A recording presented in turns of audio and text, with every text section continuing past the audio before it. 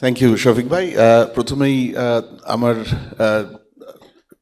শুভেচ্ছা এবং ধন্যবাদ আয়োজকদের প্রতি এই ধরনের একটা national democratic transition election led ট্রানজিশনের আগে এই ধরনের একটা পলিসি ডায়ালগ অর্গানাইজ করার জন্য খুবই টাইমলি। শফিক ভাই, আপনি পলিসির কথা বলেছেন, আর আমরা আলাপ করছি যে policy in the context of investment. আমার মনে হয় আমি একজন পলিসি মেকার, একজন একটা রাজনৈতিক নেতৃত্ব যারা সরকারে আসবে, সেখান থেকে জাতীয়ভাবে পলিসি নীতিগত সিদ্ধান্ত নিবে, সেই জায়গা থেকে আমি বিনিয়োগকে একটু কানেক্ট করতে চাই।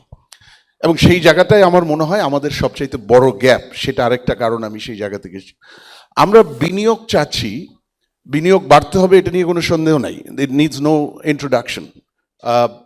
বাট সেই বিনিয়োগের ব্যাপারে আমাদের ফিলসফিটা কি?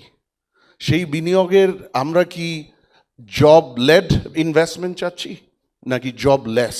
আমরা কি বিদেশি বিনিয়োগ এবং দেশি বিনিয়োগ, আজকে বিদেশি বিনিয়োগ নিয়ে অনেক বেশি কথা হয়েছে, সেটা খুব ক্রিটিক্যাল, বাট একটা দেশ যদি লোকাল প্রাইভেট ইনভেস্টমেন্ট ক্যাটালাইজ না করতে পারে, foreign investment remains far distant achievement.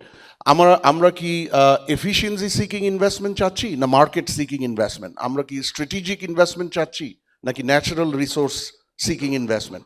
আমরা portfolio investment vis a vis manufacturing, service investment, infrastructure investment, আমাদের প্রায়োরিটিটা কোথায়?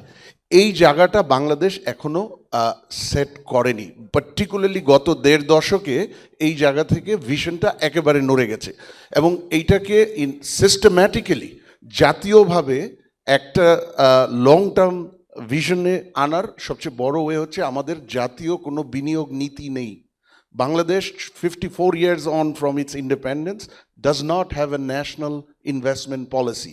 আমাদের পরিবেশ নীতি আছে, এগ্রিকালচার নীতি আছে, আইসিটি নীতি আছে, many more.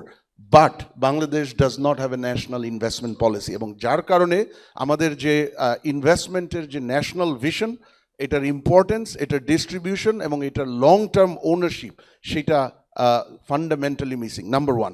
নাম্বার টু, আপনি যেটা শফিক ভাই বলছেন যে পলিসি কেন কন্টিনিউ করছে না, আমাদের যদি ন্যাশনাল ইনভেস্টমেন্ট পলিসি থাকতো বা যখন থাকবে, আমাদের সেই লং টার্ম ওনারশিপ এবং ডিরেকশনটা থাকবে। তারপরে যেটা ভিয়েতনাম করেছে, থাইল্যান্ড করেছে, ইন্দোনেশিয়া করেছে, ইভেন রিসেন্টলি ইন্ডিয়া 2019 অনওয়ার্ডস তারাও করেছে, সেটা হলো তাদের investment systematic investment promotion strategy আছে।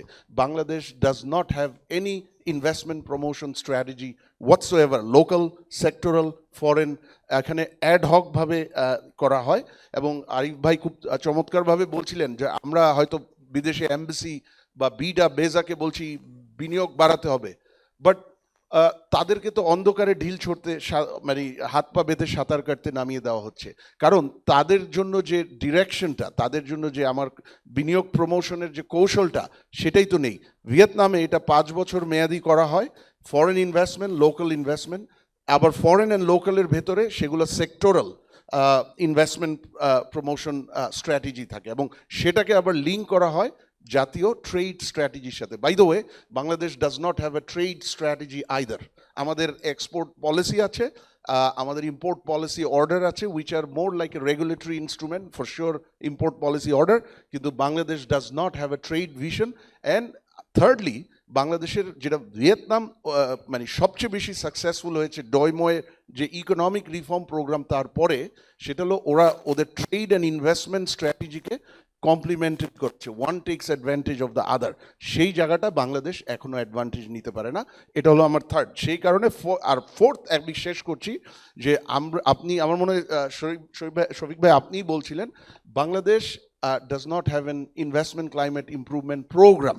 এখানে ছিটাফোটা কিছু রিফর্ম হয়, আইসোলেটেড, মানে hardly incremental, but certainly isolated. কিন্তু বিনিয়োগ পরিবেশ আর বিনিয়োগ এত মাল্টি ডাইমেনশনাল, এখানে ইনফ্রাস্ট্রাকচার আছে, ট্যাক্সেশন আছে, ট্যারিফ আছে, রিসেন্টলি এনভায়রনমেন্টাল গভর্নেন্স ইস্যুস আছে, ট্রেড অ্যান্ড ইনভেস্টমেন্টের রিলেশনশিপ আছে, এখানে যদি investment climate improvement reforms programme না থাকে, কর্মসূচি, ইনক্রিমেন্টাল ছিটে ফেটে ইমপ্রুভমেন্ট দিয়ে এখানে কোনোদিনই আগানো যাবে না, এবং সেই জায়গাতেই পলিসি এবং রেগুলেটরি প্রেডিক্টেবিলিটি বাংলাদেশে একেবারে নিম্ন পর্যায়ে আছে। Thank you. Back to you, Shafiq.